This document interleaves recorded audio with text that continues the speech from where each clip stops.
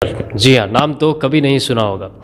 First of all a very warm welcome to you on my YouTube channel. आज मैं हमारे studio में live हूँ और मेरे साथ हैं none other than mister Gautam Kumar Pritam. जी हाँ, आपने इन्हें सोशल एक्टिविस्ट लोगों की मदद करते हुए देखा होगा और बहुत लोग इन्हें इनके एरिया में सामाजिक काम से जानते हैं। यहाँ के सामाजिक कार्यकर्ता हैं और ये बहुत ही मैं बताऊं कि दिल के वो बोलते हैं ना, person called a good human being. So first of all स्वागत करता हूं, first of all a very warm welcome to you on my YouTube channel. बहुत बहुत धन्यवाद आपका भी और आपके यूट्यूब चैनल्स के देखने वाले जितने भी श्रोता हैं उनका भी। जी, तो सबसे पहले गौतम जी, मैं जानना चाहूँगा कि मुझे पता चला है कि आप एक सोशल वर्कर हैं और सोशल एक्टिविस्ट है। बहुत लोगों का आपने बहुत लोग हैं अपने एरिया के लिए और बिहार के अलग अलग 10 डिस्ट्रिक्ट के लिए, बहुत सारे ज़िलों के लिए। जी हाँ, तो सबसे पहले मैं मिस्टर गौतम कुमार प्रीतम जी का स्वागत करता हूँ। First of all a very warm welcome to you on my YouTube channel. बहुत बहुत धन्यवाद आपका भी और आपके यूट्यूब चैनल्स के देखने वाले जितने भी श्रोता हैं उनका भी।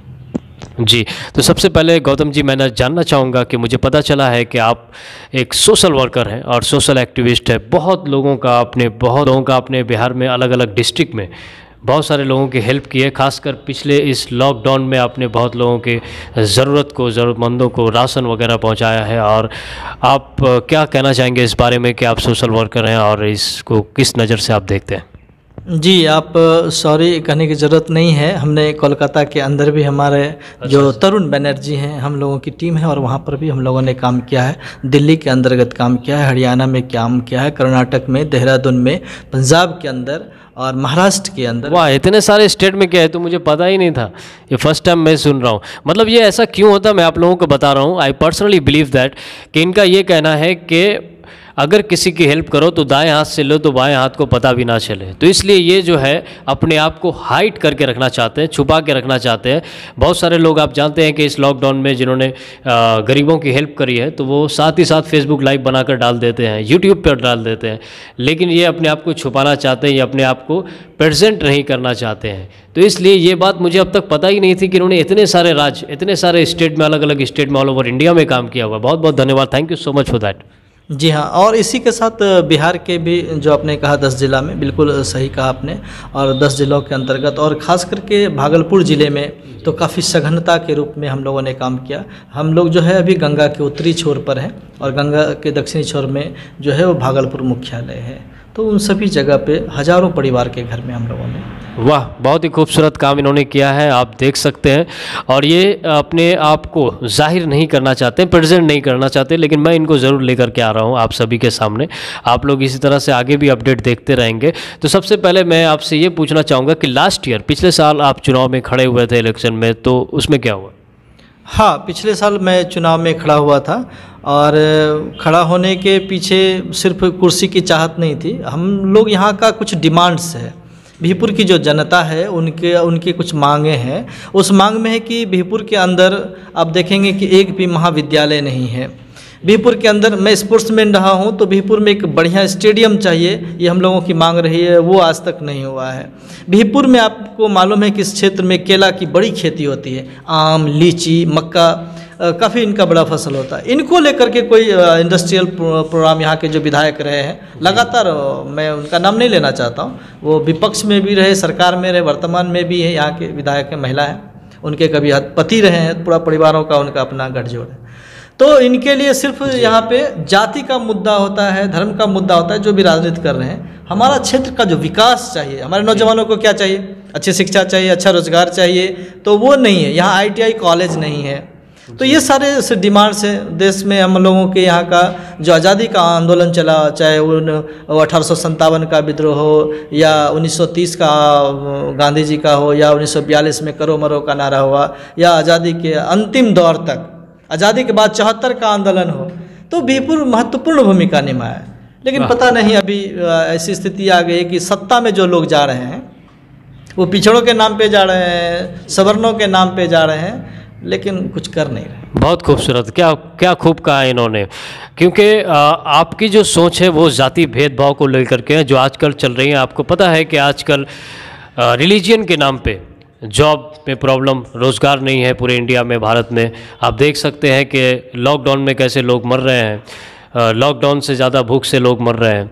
तो आपकी ये जो ग्रेट वर्क है, ग्रेट इनिशिएटिव जो इनकी तरफ से लोगों के लिए योगदान दिया गया है, ये बहुत ही अच्छा है। Thank you so much for once again to you. That means according to me that is the most important creative things in your world. Thank you so much once again. और मैंने सुना है गौतम जी आपके बारे में कि आप पॉलिटिक्स में आने से पहले शायद आप नेशनल लेवल के प्लेयर हुआ करते थे, स्पोर्ट्स से काफ़ी दिलचस्पी रहा था आपका, क्या कहना चाहेंगे? हाँ, मैं पहले ही बताया कि मैं स्पोर्ट्स में था और पॉलिटिक्स में बहुत मुझे रुचि नहीं थी।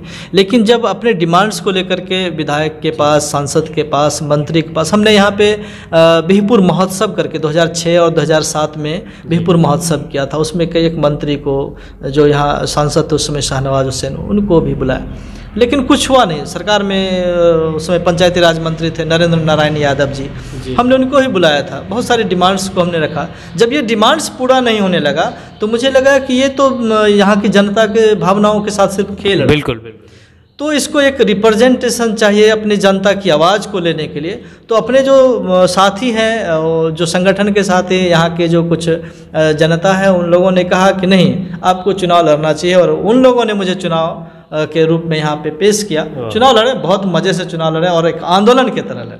वाह, बहुत खूब।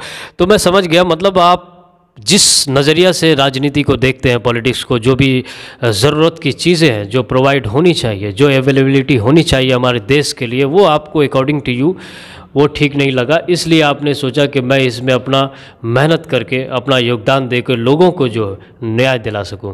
जी हाँ, हाँ, क्योंकि जब हम पढ़ रहे हैं इस देश में, आप देखेंगे कि बाबा साहब अम्बेडकर को पढ़ रहे हैं, महात्मा फुले को पढ़ रहे हैं, गांधी को भी पढ़ रहे हैं, पेरियार को भी पढ़ रहे हैं, ऐसे कई इंटेलेक्चुअल हैं, उनको पढ़ रहे हैं, सावित्रीबाई फुले को पढ़ रहे हैं, फातिमा शेख को पढ़ रहे हैं, अब्दुल हामिद अंसारी साहब को पढ़ रहे हैं। ऐसे जो सोशल जस्टिस की बात करते हैं, सामाजिक न्याय की बात करते हैं। हमारे बिहार के पूर्व मुख्यमंत्री बीपी मंडल, जिससे मंडल कमीशन बना, और उनके आयोग की रिपोर्ट सिफारिश होने के बाद इस देश में आप देखेंगे भूचाल आ गया। बीपी सिंह सरकार में उन्हें 27% आरक्षण मिला था यहाँ के जो पिछड़े समाज के लोग हैं। ठीक उसी समय अटल बिहारी और आडवाणी कमंडल लेके निकल जाते हैं, रथ यात्रा, और पूरे देश में जहाँ जहाँ वह रथ गया, उस रथ के चक्के से सिर्फ लहूलुहान हुआ रास्ता। तो इस आज आप इसी का स्वरूप देख रहे हैं कि चाहे वह नरेंद्र मोदी जी हों या नीतीश कुमार जी हों, उनकी ये उपज है। मतलब आपने काफ़ी रिसर्च किया हुआ है, इन्होंने, मुझे ऐसा लगता है, आई पर्सनली बिलीव दैट कि इन्होंने बहुत ही रिसर्च किया हुआ है। और इन्होंने, इनकी सबसे अच्छी सोच क्या है कि ये जो भी चीज़ करना चाहते हैं वो तहे दिल से और बहुत ही बारीकी से करना चाहते हैं, उनके डीप में जाना चाहते हैं। रिसर्च इन्होंने किया। मुझे लगता है कि आपने, जहाँ तक ये भी मैंने सुना कि स्पोर्ट्स के बारे में तो आप में दिलचस्पी थी, आपने अभी फिर लोगों की प्यार और मोहब्बत को देखकर आपने ये डिसीजन लिया कि मुझे इलेक्शन में खड़ा होना है। लेकिन इसके अलावा भी जहाँ तक मैंने सुना है कि जितने भी हमारे ऐतिहासिक या रिलीजियन, धार्मिक जितने भी बुक हैं, मतलब मैक्सिमम ऐसा कोई भी बुक ना हो लाइब्रेरी में जो कि आपने उसको ख़त्म ना किया हो। जी, तकरीबन मुझे लगता है कि एक आध हज़ार किताब तो। ओह माय गॉड, ये तो मैं भी सोच में पड़ जाऊंगा। 1000 किताबें, सुन लीजिए आप लोग ध्यान से, 1000 किताबें, इट्स अनबिलीवेबल। और देश के अलग अलग हिस्सों से प्रति महीने हमारे पास मैगजीन आता है, ताकि उनका सारा इन्फॉर्मेशन हमारे तक आता है और हम घूमते रहते हैं। हमने पूरा भारत का यात्रा किया है 2009 में। अच्छा, ये बताइए, ये जो पॉलिटिक्स का जो फॉर्मेट है जो आजकल चल रहा है देश में, जैसे कि आपने देखा होगा कि आपने प्राइम मिनिस्टर जी के जो भी डिसीजन होते हैं, चाहे वो डीमोनेटाइजेशन, नोटबंदी को लेकर हो या फिर ये लॉकडाउन को लेकर, मतलब जितने भी सारे डिसीजन हैं, आपको क्या लगता है कि इसमें भी कुछ परिवर्तन होना चाहिए? जी, ये सब जो डिसीजन है ना, वो इकोनॉमिक पावर बनाने के लिए कहते हैं कि हम आर्थिक रूप से संपन्न, किनका? तो अंबानी के लिए, अडानी के लिए, टाटा बिरला जो कंपनी है, जो बड़े पूंजीपति हैं, फेसबुक के कार्यालय में जाकर बैठते हैं, ट्विटर के कार्यालय में जाकर बैठते हैं, व्हाट्सएप के कार्यालय में। तो ये जो आप देखेंगे कि लॉकडाउन में क्या बढ़ रहा है मालूम है? ऑनलाइन बिजनेस बढ़ रहा है। और ऑनलाइन बिजनेस का मतलब है कि इकोनॉमिक पावर किसी एक लोगों के हाथ में चले जाना। तो पूरे देश के अंदर इकोनॉमिक पावर को कुछ लोगों के हाथों में ले जाना और पूरी राजनीति एक लोगों के अंदर डिसीजन। देश का प्रधानमंत्री भी सब काम करते हैं, रक्षा मंत्री का भी वही स्टेटमेंट देते हैं, विदेश मंत्रालय का भी वही बोलते हैं, गृह मंत्रालय का भी वही बोलते हैं, सब काम प्रधानमंत्री करते हैं। मतलब वन मैन आर्मी। यह देश है ना, डाइवर्सिटी वाला देश है, इसमें विभिन्नताएं हैं, भाषाओं का अंतर है, विचारों। आपके हिसाब से ये जो पॉलिटिक्स का जो फॉर्मेट है वो थोड़ा चेंज होना चाहिए? ये फॉर्मेट जो है ये पूंजीवादी फॉर्मेट है, ये ब्राह्मणवादी फॉर्मेट है, और ये फॉर्मेट जहाँ रहेगा उस देश का गर्त होना। मतलब फॉर्मेट ये होना चाहिए कि किसी भी किस्म का जाति भेदभाव ना हो और सबके लिए हर चीज़ इक्वली होना चाहिए। जी, मैं अगर कहूँ तो देश के बड़े बुद्धिजीवी हुए डॉक्टर राम मनोहर लोहिया कहते हैं कि दुनिया में 7 तरह के अन्याय चल रहे हैं, और कहीं कहीं कम अन्याय हो रहा होगा। भारत के अंदर वो 7 अन्याय चल रहा है। रंग भेद के आधार पर हम तय करते हैं कि कौन सुंदर है, हम आर्थिक आधार पर उसकी संपन्नता के आधार पर कहते हैं कि कौन अच्छा है, जो ज़्यादा अधिक अमीर है सब उनको सर झुकाते हैं, पावर मैंने जो क्रिमिनल्स हैं उनके आगे सर झुकाते हैं। तो हम ऐसा नहीं, जब भारत एक लोकतांत्रिक देश है, इसका निर्माण जो हमारे बहुत पुरखों ने जो अपनी कुर्बानी दे करके तैयार किया है, वहाँ पर हमने कहा है कि यह हमारा पंथ निरपेक्ष देश है, हमारा यह देश समाजवादी देश है। आप प्रियम्बर पढ़ेंगे ना, जो हमारा संविधान का प्रियम्बर है, मौजूदा जो सरकार है इस संविधान को ख़त्म कर एक मनोविधान लाना चाहते हैं जहाँ गैर वर्णीय व्यवस्था। और मैंने सुना है कि आपने हमारे इस चुनाव के लिए, जो इस बार आप चुनाव में खड़े होने चाहते हैं, तो उसके लिए अपने जनता के लिए आपने एक स्लोगन बनाया है, वो क्या है? हाँ, ये स्लोगन है कि हमारा जो है वो समता और न्याय के आधार पर हमारा चुनाव का जो नारा है वो समता और न्याय है। मतलब ये आपका एक नारा है, टैगलाइन है, और ये चाहते हैं आप कि इस बार आप इसको यूटिलाइज करें। हाँ, ये करें। और दूसरी एक बात और आपके माध्यम से हम अपने तमाम जनताओं से पूछना चाहते हैं और कहना भी चाहते हैं कि लगातार जो भी कोरोना कोविड-19 को महामारी कहा गया है, तो हमने एक नारा भी दिया कि कोरोना जब है महामारी तो क्यों है चुनाव की तैयारी। वाह, करेक्ट। ये अगर चुनाव आपको कराना है तो इतनी जल्दी क्या है, 6 महीने तो अभी एक्सटेंड हो सकता है क्योंकि राष्ट्रपति शासन लग सकता है, कोई बात नहीं, राष्ट्रपति शासन लगा ले। या तो कोविड-19 का जो ये पूरा बीमारी है वो आपका पूरा मनगढ़ंत झूठ है। अगर ये सचमुच महामारी है तो फिर आप इस महामारी से जूझने के लिए आप तो प्रचार कर रहे हैं, जो भी जनता सत्ता में जो लोग हैं वो अपना चुनावी प्रचार। और जहाँ तक मैंने सुना है कि इस बार आप फिर से इस चुनाव में खड़े हो रहे हैं, लेकिन इस बार आपको किसी भी किस्म की प्रचार और ऐड की ज़रूरत नहीं है, क्योंकि पूरी जनता आपके साथ है और जनता के प्यार को देखकर ही आपने ये डिसीजन लिया कि मैं इस बार चुनाव में खड़ा होऊंगा। तो इस बार अगर आप जीत जाते हैं तो इसके बाद आपका नेक्स्ट लेवल क्या होगा, अगला कदम? जी, हमारा जो नेक्स्ट कदम है कि जिन विचारों को लेकर के हम चल रहे हैं, लगातार हम उस विचार पर आंदोलन के, चुनाव मेरे लिए एक आंदोलन है और इसी आंदोलन से इस देश का एक नया रणनीति बनेगा। तब कश्मीर भी लोकतांत्रिक होगा, तब नॉर्थ ईस्ट भी लोकतांत्रिक होगा, तब बिहार भी लोकतांत्रिक होगा, तब सचमुच में मेरा यह देश लोकतांत्रिक रास्ते आगे बढ़ेगा। फिर जनता के अंदर जो शिक्षा का सबसे बड़ा आप देखेंगे स्तर कितना नीचे है। आप बिल्कुल एक्टिविस्ट, आप एंकर हैं, आप घूम रहे हैं देश को, आपके यहाँ की रोजगार देखें कितनी स्थिति, यहाँ का स्वास्थ्य, आज प्राइवेट जितने भी क्लिनिक हैं सब घर में दुबक गए, सरकारी अस्पताल से ही लोगों का इलाज हो रहा है। तो सरकारी अस्पताल में डॉक्टर्स कम हैं, नर्स कम है, जो व्यवस्थाएं हैं वो कम है। तो अगर हम जो कह रहे हैं ना बार बार कि हम जिस देश में रह रहे हैं वह देश एक सहकारिता के आधार पर बना हुआ देश है जी, कि हम एक दूसरे को सहयोग करें, यहाँ पर एक दूसरे का टांग खींच रहा है।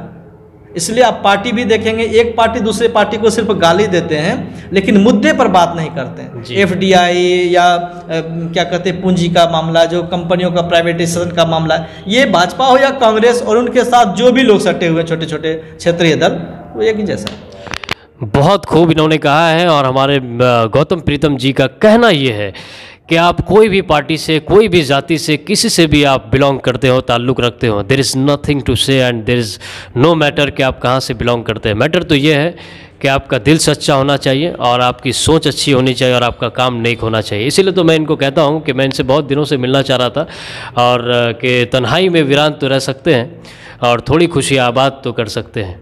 क्या कहें, हर दिन गौतम जी से मिल तो नहीं सकते लेकिन दिल से याद तो कर सकते हैं। चलिए, थैंक यू सो मच। इसी के साथ बहुत बहुत धन्यवाद आपका अपना कीमती समय देने के लिए, और बहुत अच्छी आपने सोच बताई है। और मैं चाहूँगा कि हमारे देश के जितने भी युवा पीढ़ी, यंगस्टर हैं, या जो भी इस वक्त वीडियो को देख रहे हैं, उनको भी ऐसे ही ग्रेट इनिशिएटिव करते रहे और दूसरों के लिए हमेशा भला सोचें। एक लाइन अंतिम लाइन कहना है कि आप जब अपनी जनता, जो जनता है देश के किसी भी हिस्से में, आप जब चुनाव करते होते हैं तो अपने क्षेत्र के, अगर विधानसभा में चुने तो विधायक चुनते हैं, और अगर पार्लियामेंट के लिए चुनते हैं तो एमपी को चुनते हैं। आप प्रधानमंत्री और मुख्यमंत्री नहीं चुनते हैं, इसलिए आप विधायक चुने, आप सांसद चुने। मुख्यमंत्री विधायक तो वो लोग चुनते हैं, इसलिए अच्छे विधायक जाएंगे तो अच्छे सांसद बनेंगे, तो अच्छे विधानसभा में मुख्यमंत्री भी होंगे और अच्छे पार्लियामेंट में प्रधानमंत्री भी होंगे। जी हाँ, बिल्कुल सही। It's all depend upon your choice. आप जैसा चूज़ करेंगे वैसा आपको रिजल्ट मिलेगा। थैंक यू सो मच, बहुत बहुत शुक्रिया। एक बार फिर से मैं आपका धन्यवाद कहता हूँ अपना कीमती समय देने के लिए। इसी तरह हम लोग अपडेट देते रहेंगे, आगे भी जुड़े रहिए, साथ रहिए हमारे इस यूट्यूब चैनल पर। Bye bye.